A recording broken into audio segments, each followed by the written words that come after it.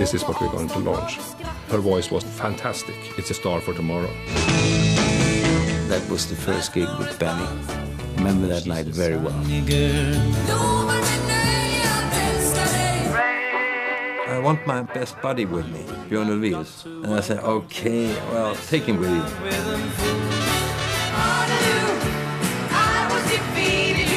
She was a great singer when it came to old standards.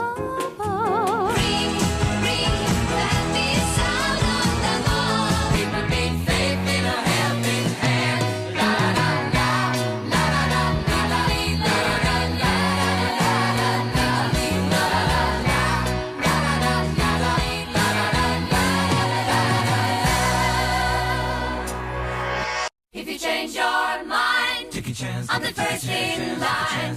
Honey, I'm still free. Take a chance on me. Well, I can dance with you, honey, if you think it's funny. Does your mother know that you're right? And I can chat with you, baby.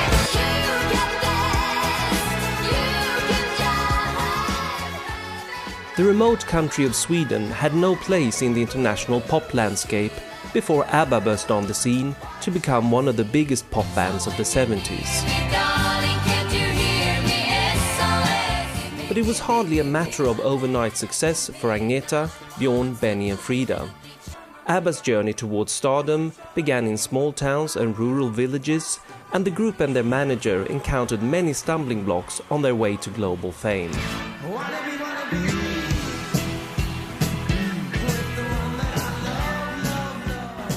At the height of ABBA's fame, Björn Ulvaeus was a confident pop star who performed live in front of audiences from America to Australia. But his musical roots were far removed from the catchy pop tunes that caught the world's imagination.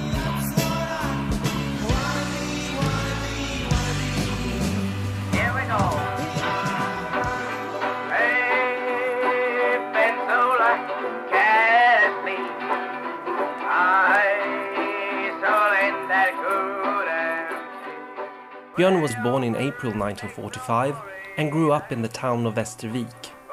Björn was in his early teens when he got his first guitar and joined his cousin's skiffle band. Hansi Schwarz, the leader of folk music group The Partners, desperately needed someone who could play bass.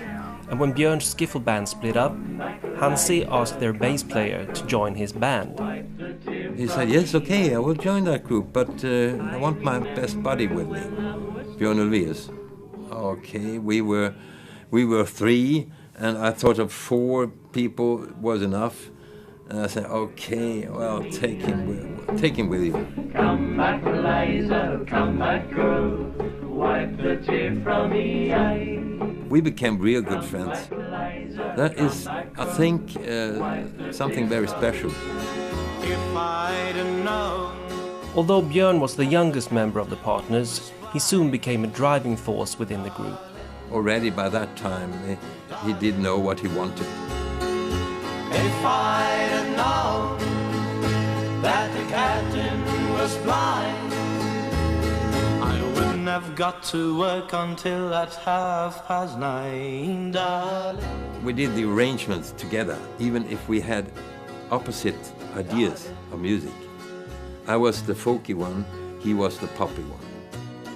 But he came with the good ideas.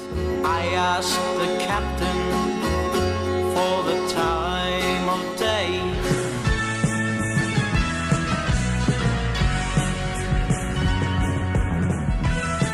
As one of Sweden's best-loved composers, Benny Andersson has colored his songs with everything from classical music to rock and roll.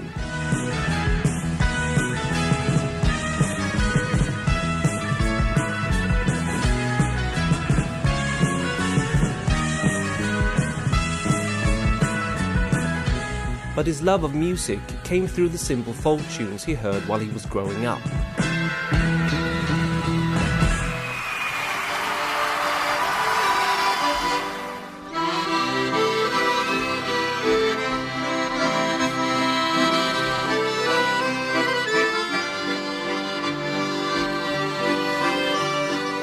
Benny was born in the capital of Stockholm in 1946. Benny's father and grandfather both played the accordion. When Benny was 6, he got an accordion of his own, and a few years later a piano. Music was everything for Benny. By 1964, he was 17 years old and playing the organ in a band that was going nowhere fast, but still had the occasional gig.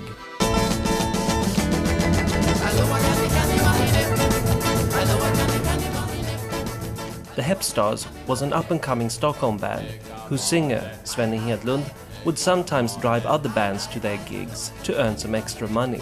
I was asked one Saturday that I was off with the Hepstars to drive another band down south to play in the folk park.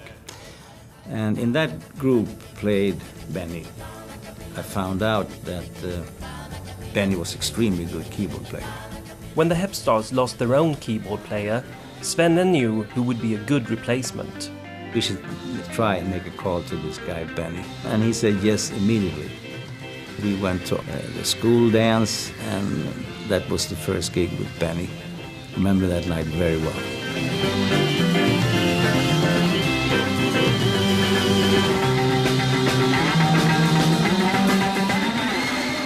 He came dressed up like a schoolboy, and we were more like mods. The Hepstars were already well known for their wild stage show, and despite Benny's well-mannered appearance, he got into the spirit of things even at that first gig. We had a lot of fun because he found out that we moved a lot, so he did. And finally, after he'd been in the group for a couple of months, he added to that organ a little carriage with wheels on, so we could be all around the stage with that organ.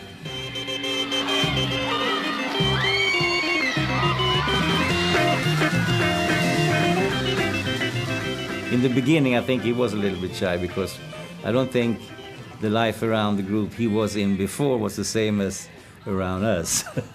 No more carefree laughter. With her special blend of drama and wistfulness, Anni-Frid Lyngstad, better known as Frida, would keep ABBA's audience in a firm grip on records and in live shows. Walking through an empty house, tears in my eyes. But in her early years, there was nothing to suggest that her life would be such a success story. We leave you, darling, in a drama. We kissed in a field of wine. Frida was born in Norway in 1945, the offspring of a German soldier and a Norwegian girl during World War II. With her grandmother, Frida moved to Sweden and the town of Torshälla. She was still a young girl when she sang on stage for the first time. In her early teens, she started singing in a local dance band. By the time the band split up, Frida had already acquired quite a reputation among her fellow musicians. The first time I heard Anni-Frid, she was 15 years old, in a school dance. And it was marvelous. At the age of 16, Frida started singing with Bengt Sandlund's big band, who would play dance music in the folk parks.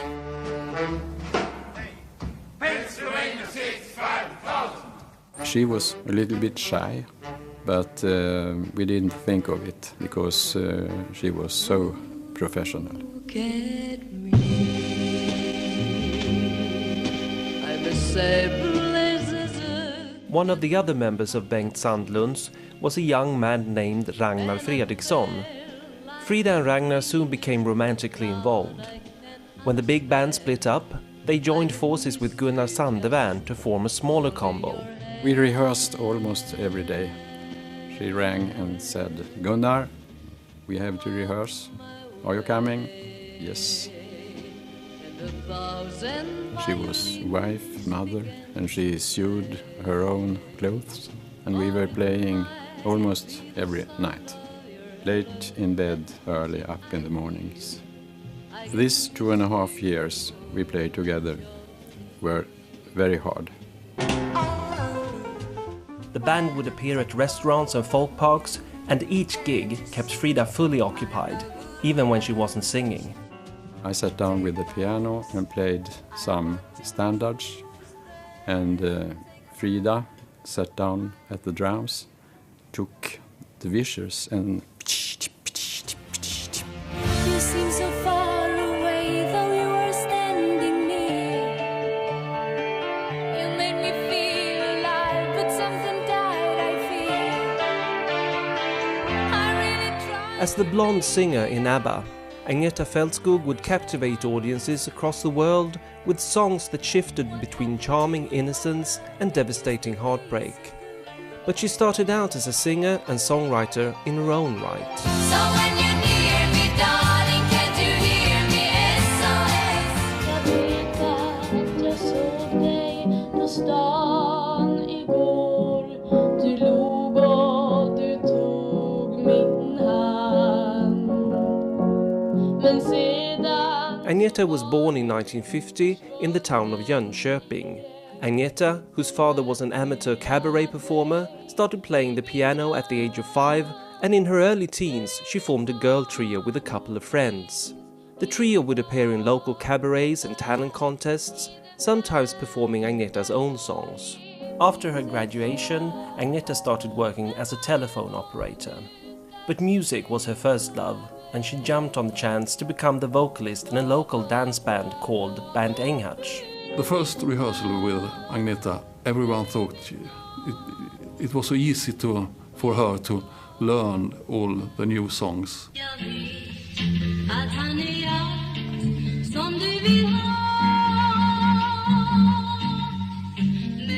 Being the only girl in the band, Agneta had to learn how to handle a bunch of unruly musicians. It wasn't easy for Agneta to work together with 6 older musicians, but I think she was tough enough.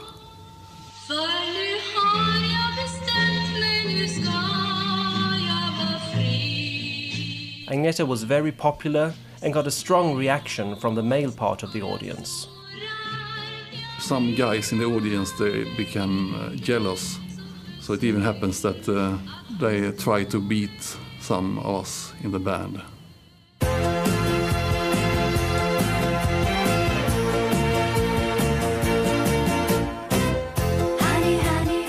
As ABBA's manager, Stig Andersson handled a multi-million-dollar business empire, guiding his protégés to global success. But music was his first love, and he began his career as a well-known songwriter and performer.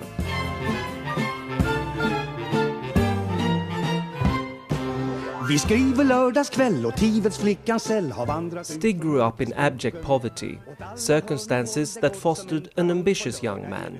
With his taste for songwriting, he went on to become one of Sweden's most prolific lyricists. He started out in end of the 50s or beginning of the 60s to write Swedish lyrics into well-known English songs. Sånt är livet, sånt är livet. At the same time, he founded his own music publishing company, Sweden Music.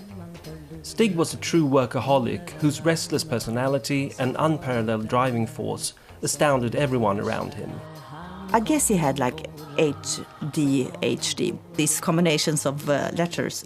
He was working all the time. He was a driving force in the respect that he really loved his work. My mother worked in the office as well, so they took the car, went to work, and they were home at 5 because then we had dinner. And then he went to his study, and he was there all night, playing the same songs over and over again, trying to write lyrics. Det skrivs i många sånger om kärlek många gånger, men ingenting om dig och mig. Vi läser om gemålet. Stig Andersson formed the record company Polar Music together with producer Bengt Bernhag. Bengt found their first signing in a newspaper article about a nationwide talent contest. The article mentioned a folk music group calling themselves the West Bay Singers, described as a top act in the article, and featuring a member named Björn Ulvaeus. Stickan Andersson called Björn's parents and asked where can I meet this group, and he was coming down in his Volvo P1800. That was fantastic, and told us about the business. He did a real good job. That was the main thing. Without Stickan, I don't think we had come so far as we did. Stig and Bengt decided that the group should change their name to the Hootenanny Singers. This well-mannered alternative to the rowdy pop bands was an instant success in Sweden, notching up hit after hit. I think it was fantastic. It was so hard to understand that we were so popular, and we didn't ever understand that really. Vi läser om gemåler, om bröllop och idoler. Tänk dig det, att du och jag var med. Ja, tänk dig det, att du och jag... Immediately after their breakthrough, the Hootenanny Singers were caught up in Sweden's folk park touring circuit, sometimes playing several short gigs in one day. Och lyckade affären, ingenting för dig och mig. We really loved touring, but 5 gigs within 24 hours, packing up, playing, packing down, away, next job. It was too much working. It was crazy. Like a super trooper, lights are gonna find me shining like the sun. I can chat with a baby, learn a little baby, tell your mom and know that you're I say thank you for the music. As one half of ABBA's songwriting team, Benny Andersson would create tunes that had the whole world humming. But when he first started out as a young musician, he hadn't yet discovered his gift for writing songs.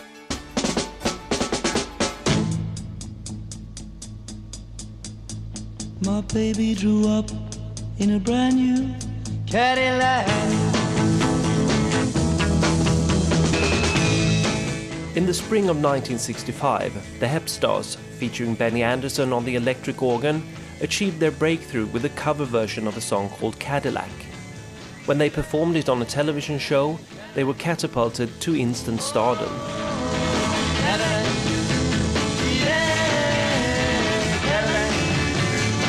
Along with 2 earlier Hepstar singles, Cadillac made a sensation on the top 10 radio chart. After a month or so, we was number 1, we were number 2, and we were number 4 with those 3 songs. And number 3 was the Beatles, and I think on 5th place were the Rolling Stones. We toured all the time, at least 6 days a week. We were popular, and sometimes it was almost scary, so we really had to be guarded sometimes, otherwise could have been hurt. But of course it was fun too. After the Beatles had shown that artists could write their own material, Benny decided to give songwriting a shot. He said he had a song to present for me, and just to see if I liked it or not. And I came home and he played on his piano some kind of pop rock song. And there was no response. That's no response, no reply. I will convince you, at least I'll try. But the expression... I must say, I did like. I really liked from the very beginning. Oh yeah, because I wasn't so sure that the song he was going to present was that kind of style. No Response became a huge hit for the band, but it was Benny's next songwriting effort that really turned into a life-changing moment for him. It all happened at a hotel in Norway. Benny asked the reception if he could borrow the piano at the restaurant because the restaurant was closed. So we went upstairs because we was going to play poker. And Benny said, "Please wait for me before you start. I'm coming up soon." And then it took about 20 minutes, half an hour. He came up and said, "Don't start yet with the game because I have the melody now to a song, but I need some lyrics. So I'll be back in about 15 minutes." And after 20, 25 minutes, he was back and he said, "Okay, we can start." And we didn't hear the song or anything, but next day he played it for us, and it was a beautiful song. She's a sunny girl, a real girl, and no one can declare that she's something that I never needed, never want to care for. The number 1 success of Sunny Girl changed everything for Benny. The realization that he actually had a talent for songwriting and could make a lifelong career in music moved him to tears.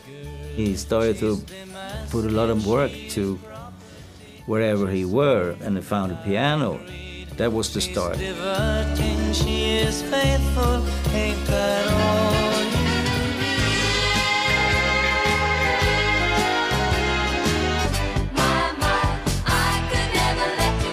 With ABBA hits such as Dancing Queen, SOS and Mamma Mia, Björn and Benny would create true pop classics. But their lifelong friendship and collaboration started under very modest circumstances. never go playing round, don't get out of line, never go running round, keep me feeling fine. A couple of years into the Hootenanny Singer's career, Björn started writing songs for the band. Although the tunes became hits, the other members didn't think much of them. Comme ci, comme ça. That was my opinion. Baby, those are the rules. When I listen to it today, I think it was better than I thought by that time. I think that was kind of a competition between us. I couldn't write songs, and I thought, why should he? Why can he? Baby, those are the rules. The Hootenanny Singers were on their way to a gig when they were confronted with a fleet of cars belonging to the Hepstars. That's when Björn met the man who was going to be his future songwriting partner.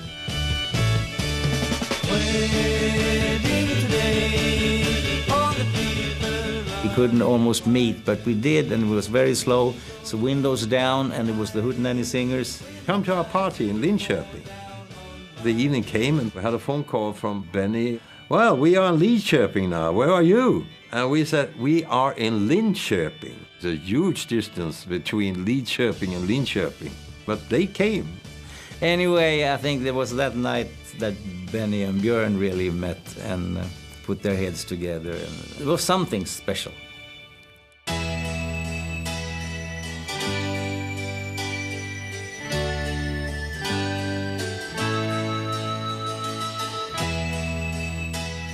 Björn and Benny got together again a few weeks after their first meeting, this time in Björn's hometown of Västervik. We had a party with the Hepstars. During the night, someone said, shouldn't we write a song? They went to Björn's home. Björn's father, Gunnar, he said, you can't be here making noise. You had to go somewhere, otherwise I can organize, you can be at my office. There they put off the things. We have 2 amplifiers, a keyboard and a guitar. That thing was the real first song they did. Okay, they made it. That first song was entitled Isn't It Easy to Say and was soon recorded by the Hepstars. It was my type of song because I really liked that kind of a little bit of classic style. She's leaving today. What could I say? My Lord, how I miss her. It was a waltz, in a way. The melody is so good. Healing my wounds and the treetops. A typical Benny and Björn number. Isn't it easy to say? I'll go my way. Am I the first one to pray that she will stay? They were close enough, Fernando. Every hour, every minute seemed to last eternally.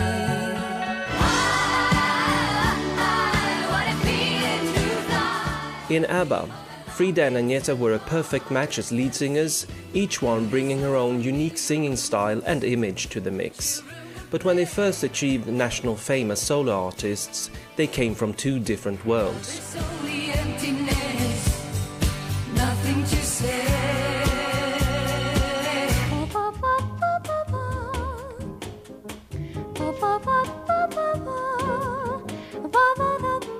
Här kommer alltså dagens segrarinna, Anni-Frid Lyngstad. Frida's singing ambitions led her to the victory in a national talent contest. And the arrangers had a big surprise for her. That same night, she got the chance to appear on live television, performing her winning song in front of millions of viewers. Det var en ledig dag, så fylld av välbehag. I think she was a little bit tired of playing dance music and that she wanted something more. I felt it all the time, that she was meant for bigger things. Denna sköna dag, en härlig ledig dag.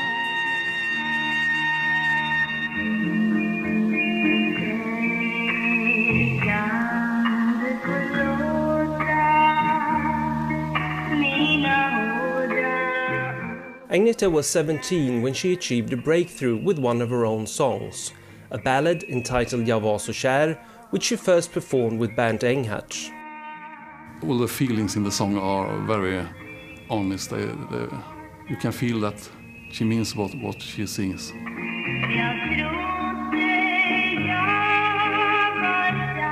Tom Edberg had some ideas on how to spice up the arrangement of Jag var så kär. I liked James Brown, so when I wrote the arrangement for Jag var så kär, I thought it needed a little more rhythm and blues feeling. So I wrote a bridge in the middle of the song.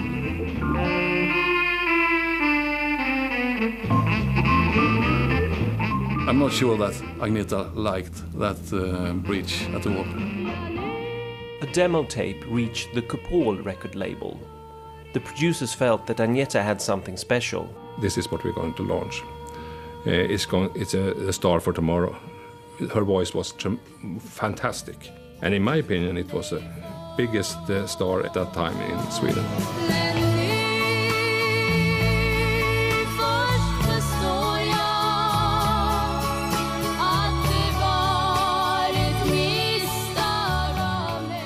For Agneta, stepping into a studio and hearing her own song being recorded was the biggest moment of her life. This time, the arrangement was exactly as she wanted it. Jag var så kär shot to #1 on the charts, giving Agneta instant stardom. She now pursued a career in Stockholm. Agneta had a talent that was rare among female singers at the time. She wrote her own songs. As she wrote the music herself and sang it herself, it was a double happiness for her. She had really high demands on herself. If the public likes my music, I'm happy. And that's a basic thinking for Agneta. Agneta's sense of purpose sometimes came as a surprise to her new friends in show business. I thought she was like a little sweet, soft thing before I met her. But she was really tough, and she was da-da-da-da.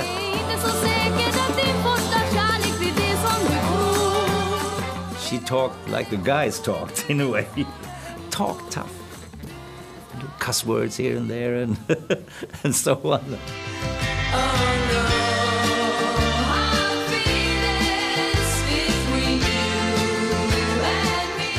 ABBA famously consisted of two romantic couples, and their feelings for each other rubbed off on their love for creating music together.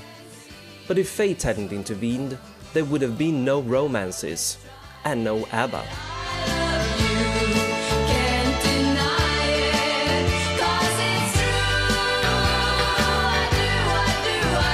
Här går vi tillsammans för 5 timmar sedan, så visste jag inte ens du fanns.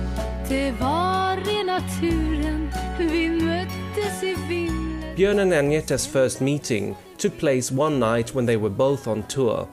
She was playing in the same folk park. He knew that she sang very nice, and he wanted to meet her. That was the first meeting. When Agneta went to visit the Hootenanny singers in their dressing room, she was in for a bit of ribbing from the evening's headliners. We were stars, we think. We said, you can't be in our dressing room because this is our room, you can be outside. But it was a joke. sol och visst kan jag helt visst ej gå genom livet, för det är givet att en svensk sjöman. A year later, Björn and Agneta met again, when they took part in the same television special. This time there was an instant click, and before long they were living together. Allting du ger mig, du är så underbar. Om jag nu ber dig, så stannar du väl kvar då aldrig mer nej. Ska vi gå... The talent contest victory gave Frida a recording contract. After a few years, her marriage ended and she moved to Stockholm, where she started working in a cabaret act featuring pianist and entertainer Charlie Norman. When she came to the first rehearsal, I was there too. So I know that from the first note she sang, I know from that note and on, it was no hesitation from my father's side. She was in another league. Beautiful, easy-go-lucky, close to laughter. It was a laughter like this, hanging in the air all the time. And she has the most amazing laugh. This number just came up that she should be Diana Ross and that Hasse and I should be the rest of the Supremes.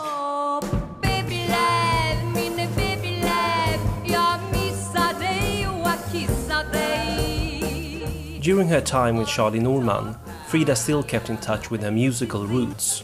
It was just one of those things. But she still didn't make a true connection with Swedish record buyers. In the flurry of first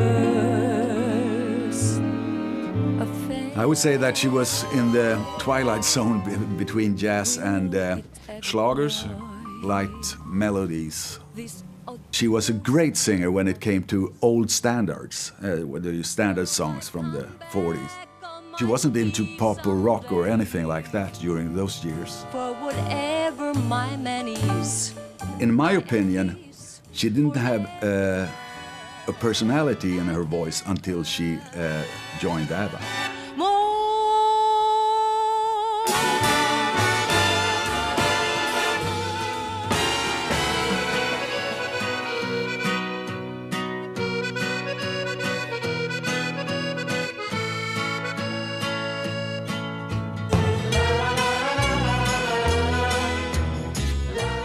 Benny and the Hepstars were performing in the same town as Frida and Charlie Norman when, late one night, they all happened to meet up at the same restaurant. We were sitting down, both groups. It was that time that Benny laid his eyes on Frida and really started to feel something. That initial spark led to a fully fledged meeting, and before long, Benny and Frida had become an item. Frida was touring with Charlie Norman, while Benny was out on tour with the Hepstars. But that didn't stop him from seeing Frida. When we came to the hotel, she immediately went to the reception, and they had 99% of the time they had a note. Benny is coming around 2:30 or 3 o'clock, because he was driving through Sweden. And if he had a gig 300, 400 kilometers away, he came over at nighttime, even if he had to go back 500 kilometers next day.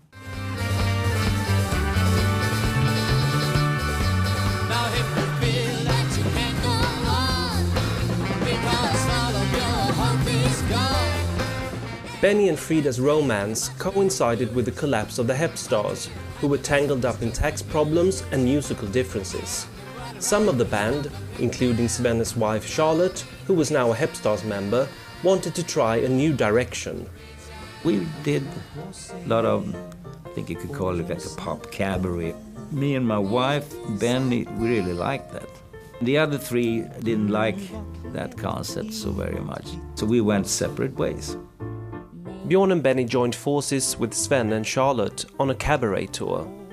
And they weren't alone in the tour bus. Agneta and Frida was touring with us. We felt that they were in the group, but they were not on stage, but they were always together with us. Tonight the super trooper lights are gonna find me shining like the sun. At the top of their game, ABBA were a household name all over the world, as well as a finger on the pulse pop band. But as a foursome, they began in a less than successful venture that almost meant the death of the group. Vi lever med jäkt och stress. Det kan ingen doktor hjälpa. Att folk börjar bli rätt less. Det kan ingen doktor hjälpa. The two couples put together a cabaret show of their own. Entitled Festfolk, the name had the double meaning of party people and engaged couples. The lame pun was somehow symbolic for this type of show, where most of the material was written by outside people. There should be some kind of fun lyrics that should start and tell a story, and there should be some kind of ha-ha-ha gimmick in the end of the song in the lyrics. Festfolk failed to attract an audience, turning out to be a big flop. I think we all, after a while, we got tired of that kind of concept and went back to the roots. And I think that's what happened with them too. They didn't do any more of that, them pop cabarets. Around the time of the cabaret show, Björn and Benny released the hit single Hej gamle man, featuring their fiancés on backing vocals. It was the first time that the four future ABBA members recorded together. Hej gamle man, kan du visa oss den väg som vi ska gå? Väg som vi ska gå för att få komma dit som vi vill nå. Vackert väder som genom Guds försyn, över träden hänger solen högt i skyn. Hör du klockorna ringer över byn, det ska ställas till med bröllop. In the summer of 1971, Björn and Agneta were married. Despite the location in a small town in the south of Sweden, the event became a major attraction. It was like a rock concert, I would say. It was a lot of people around. After the wedding, I remember the audience stand outside the hotel and everybody was out at the balcony and they said, sing something, you know, and everybody was there and it was very, very funny. The head of the community should give a prize and say thank you for you come to Vittsjö in Sweden and get your marriage here. And he was so nervous. I stood next to them because I was some sort of bodyguard. And he gave the prize to me, and that was a very funny thing. Both Björn and Agneta were laughing like hell about that. He took the wrong guy. But on the day after the wedding, a dark cloud descended upon the happy congregation. Stig's partner in Polar Music had died. We got some sad news. We heard that Bengt Bernhag, our producer, has passed away. And that was a terrible thing to hear in the morning after all this happiness. Bengt had been ill for very many years, so it wasn't a surprise in that respect. He was the mentor for Björn, Bengt was. My father, he was one of his dearest friends. So everyone was crying. It was really, really sad. Stig Anderson started immediately to work as he always used. So he suddenly said, I need a new producer. And he offered Björn that job. And Björn says that, I can't take that myself. I need Benny too. So we had to be two. And then Stig says, I can't afford two of you. And then I remember Björn said, but he can take half of my salary. So it's 50-50, but it has to be both of us, otherwise no way. Björn and Benny spent the first few years of the 70s writing songs and producing everything from church music to children's records. They must have been working all the time.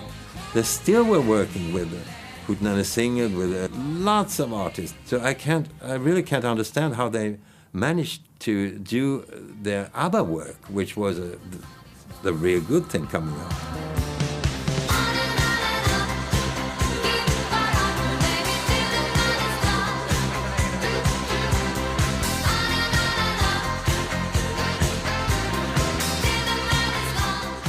ABBA and their manager did something that no Swedish band had done before them. They conquered the charts in virtually every country where records were bought and sold. But Stig Andersson's attempts to export music outside of Scandinavia started back in the 60s.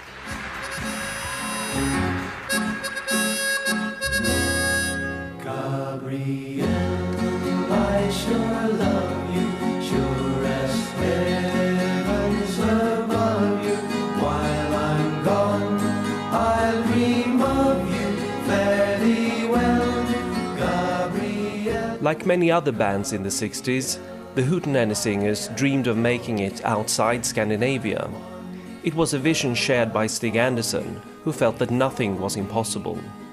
He released the group's records everywhere, from France and Germany to Great Britain and the United States.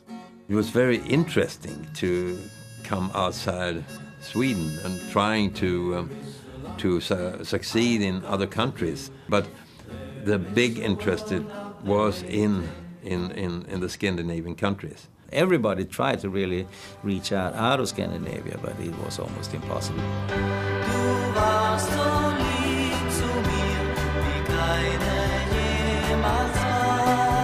It was supposed to be English groups, artists, and from the United States. They were the only one that had a chance to make a worldwide hit. Stig never gave up trying to break his artists abroad, and ultimately it paid off. Look at the way that she smiles when she sees me, how lucky can one fellow be? Bjorn and Benny had written the music for a soft porn movie. Through Stig's efforts, a song from the film entitled She's My Kind of Girl became a major hit in Japan. Suddenly, the door was open to more English language pop songs. She's just my kind of girl, without her I'm blue. And if she ever leaves me, people need hope, people need loving, people need trust from a fellow man. People need love to make a good living, people need faith in a helping hand.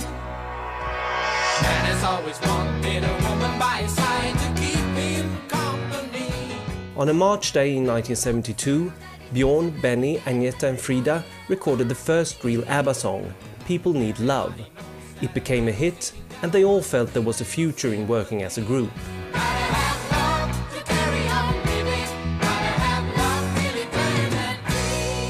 Much of Bjorn and Benny's creative work took place in a small cabin, which they had turned into a songwriting studio.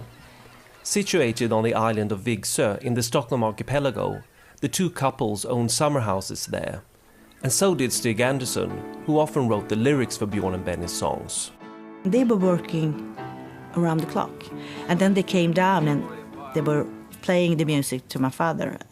In the beginning, Stig helped them really, really much in picking parts of songs, how to connect them together. In 1973, the group performed Ring Ring in the Swedish selection for the Eurovision Song Contest. If they could enter the European finals, broadcast to 500 million people, they hoped to gain international recognition. All that remains of the Swedish selection is a private sound recording.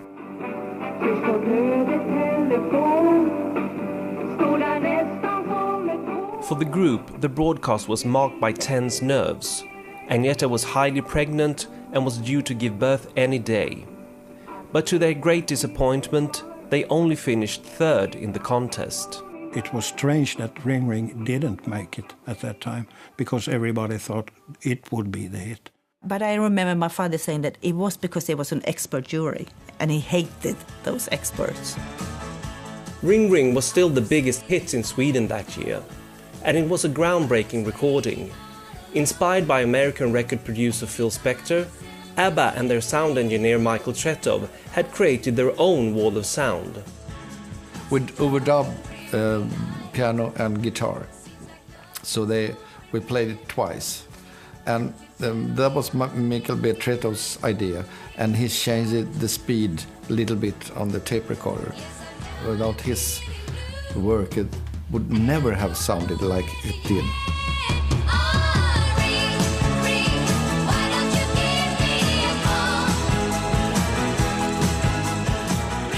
the Swedish radio, they got shocked when they say it must be wrong mixed. They sent it back to Björn and Ben and say, hey, you must remix it because it's wrong here. No, it should be like that. The group was now one of Sweden's top acts. However, something had to be done about their name. Stig Andersson moved around the initials of each of the members' first names and came up with ABBA.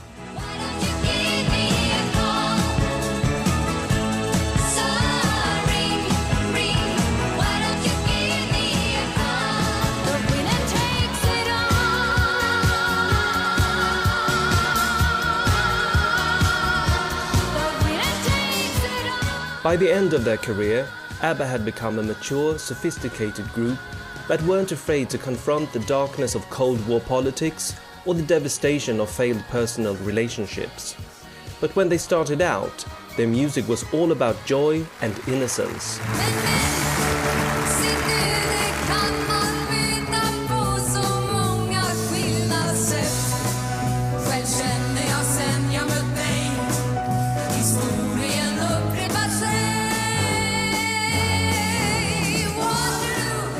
In 1974, ABBA made a new attempt to enter the Eurovision Song Contest.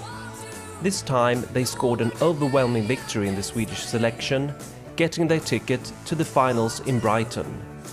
For Waterloo, Stig Andersson had already secured recording contracts all over Europe. Everyone in Europe was, aware of what they were supposed to do. And I think that they started promoting it right away. When the big day finally arrived in Brighton, ABBA and Stig Andersson were excited about the chance to make an impact on the European audience.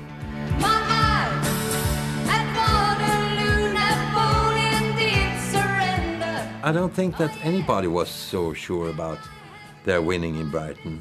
I was 300% sure that they were going to win. Suède, 5 votes. Sweden, 5 votes. Damn it, they won. Fantastic. Marvelous. Wonderful. I knew them, and they won their Eurovision. That was fair that they did win. The winning song of the Eurovision Song Contest 1974, Sweden's Waterloo, sung by ABBA. Stig and I started working directly, and we had records with us. So we went around to the discotheques in Brighton and gave them the Waterloo single. And they played it everywhere, of course. Here are the winners. It was really funny. But in the midst of all the excitement, everybody knew that although it had been a long journey, it was not the end, but the start of an even bigger adventure. It wasn't just that song. They had lots of songs, and they had a good management they were prepared for this. Everybody knew then that, okay, we see each other in the office at 11 tomorrow, because now we're going to start working. Waterloo, couldn't escape if I wanted to. 40 years later, they're still as big as they are. That's fantastic. Fantastic.